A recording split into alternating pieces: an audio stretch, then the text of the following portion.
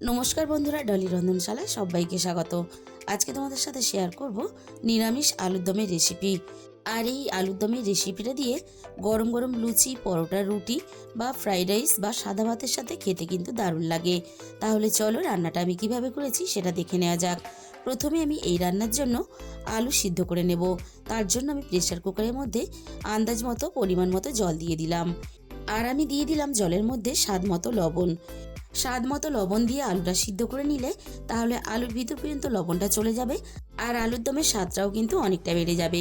আমি এই রান্নার জন্য 500 গ্রামের মতো আলু আগে থেকে কেটে নিয়েছিলাম। এবার আমি প্রেসার কুকারের ঢাকাটা বন্ধ করে আলুগুলো খুব ভালোভাবে সিদ্ধ করে নেব। আর এই ফাঁকে আমি একটা মশলা বানিয়ে নেব। তার জন্য আমি এখানে একটা মিক্সির জার নিয়ে নিলাম। রান্নার প্রয়োজন মতো আদা কুচি দিয়ে দিলাম। আর সাথেই আমি এখানে দিয়ে দেব একটা মাঝারি সাইজের টমেটো। আর এখানে দিয়ে দেব ঝালের জন্য 2টো কাঁচা লঙ্কা।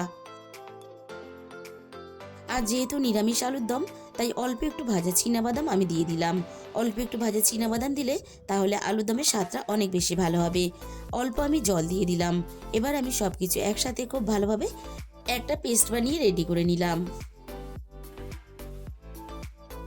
তাহলে চলো রান্নাটা আমি কিভাবে করেছি সেটা এবার দেখে নেওয়া যাক। প্রথমে আমি কড়াইয়ের মধ্যে প্রয়োজন মতো সর্ষের তেল দিয়ে দেব।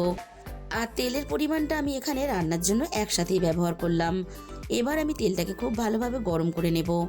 যেহেতু সিদ্ধ আলু, তাই তেলটাকে খুব ভালোভাবে গরম করে না নিলে তাহলে আলুগুলো তেলের মধ্যে দেওয়ার সাথে সাথে কড়াইয়ের মধ্যে বসে যাবে। তাই কিন্তু তেলটা খুব ভালোভাবে প্রথমে গরম করে নিতে হবে। সমস্ত সিদ্ধ করা আলুগুলোকে আমি তেলের মধ্যে ভাজার জন্য দিয়ে দিলাম। আলু সিদ্ধ করার সময় যেহেতু আমি লবণ দিয়েছিলাম, তাই কিন্তু আমি ভাজার সময় লবণ দেব না। অল্প একটু হলুদের গুঁড়ো দিয়ে দিলাম।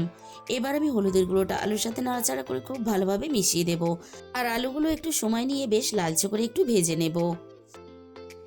আর আলুগুলো আমি মিনিট 5-6 মতো নাড়াচাড়া করে বেশ ভালোভাবে ভেজে নিয়েছি। আলুর গায়ে দেখো একটা সুন্দর ভাজার কালার চলে এসেছে। এবার আমি সমস্ত ভাজা আলুগুলোকে কড়াই থেকে নামিয়ে নেব।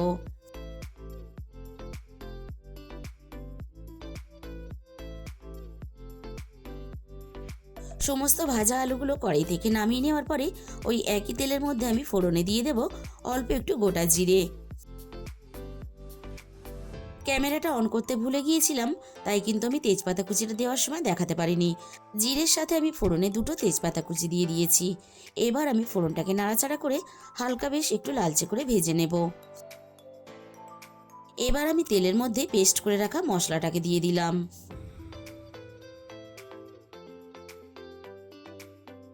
এবার আমি মশলাটাকে নাড়াচাড়া করে খুব ভালোভাবে কষিয়ে নেব।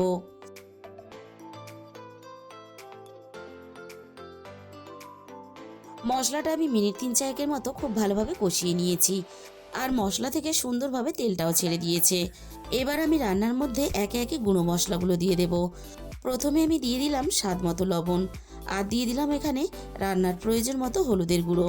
আর আমি এখানে দিয়ে দিলাম ঝালের জন্য স্বাদ মতো লঙ্কার গুঁড়ো। আর আমি এখানে দিয়ে দিলাম রান্নার প্রয়োজন মতো জিরে গুঁড়ো।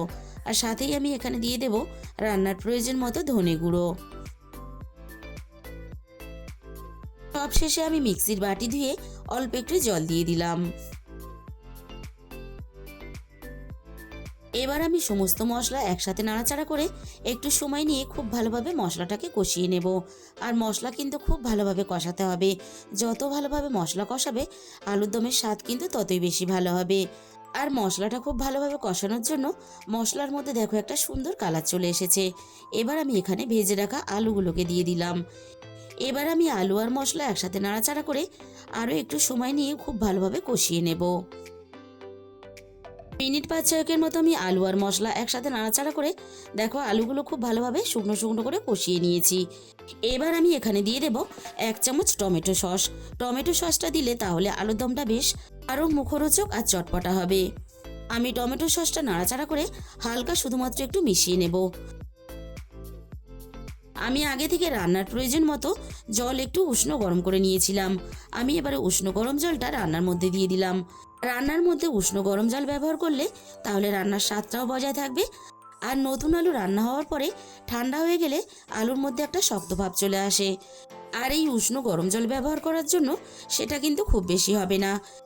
এবার আমি কড়াইটা ঢাকা দিয়ে আলুর দমটা খুব ভালোভাবে রান্না করে নেব। মিনিট 15-র মতো আমি আলুর দমটা খুব ভালোভাবে রান্না করে নিয়েছি।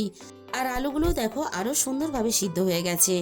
এবার আমি রান্নার মধ্যে দিয়ে দেব 1 চামচ গরম মশলার গুঁড়ো। এবার আমি দিয়ে দেব অল্প একটু ধনেপাতা কুচি। ধনেপাতা কুচি আর গরম মশলার গুঁড়োটা নাড়াচাড়া করে খুব ভালোভাবে মিশিয়ে দিয়ে আমি স্ট্যান্ডিং টাইমে 5 মিনিটের জন্য ঢাকা দিয়ে দিয়েছিলাম। তাহলে বন্ধুরা, আজকের এই রেসিপিটা শেষ পর্যন্ত দেখার পরে তোমাদের যদি ভালো লেগে থাকে তাহলে ভিডিওতে একটা লাইক, শেয়ার আর কমেন্ট করে দিও। আর যে সমস্ত নতুন বন্ধুরা এখনো পর্যন্ত আমার চ্যানেলটাকে সাবস্ক্রাইব করনি, এরকম নতুন সহজ ঘরোয়া রেসিপি পেতে আমার চ্যানেলটাকে সাবস্ক্রাইব করে পাশে থাকার অনুরোধ রইল। তার সাথে সাথে পাশে থাকা বেল আইকনটা ক্লিক করে অল করে দিও। তাহলে আমি যখনই কোনো নতুন রেসিপি আপলোড করব সবার আগে তোমার কাছে পৌঁছে যাবে। আর তোমাদের মূল্যবান সময় দিয়ে আমার এই রেসিপিটা শেষ পর্যন্ত দেখার জন্য তোমাদের সবাইকে অসংখ্য ধন্যবাদ। আজকে তাহলে এই পর্যন্ত।